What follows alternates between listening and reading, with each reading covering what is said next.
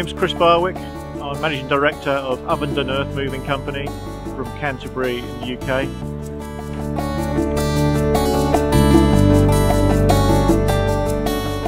We've just purchased our first Hitachi 2 months ago.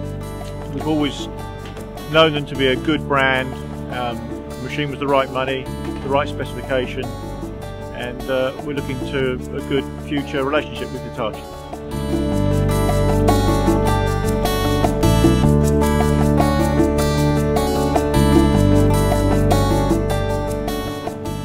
We bought the Hitachi 470 for this job. It's for the reclamation of the beach between Mablethorpe and Skegness.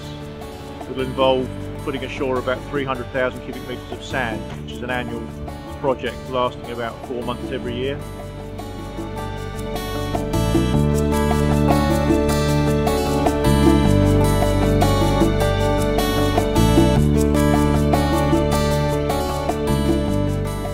The machine specifically is used for transporting the pipes, joining the pipes together, relocating the sand and holding the pipe while the material is being pumped ashore to direct it into the right position.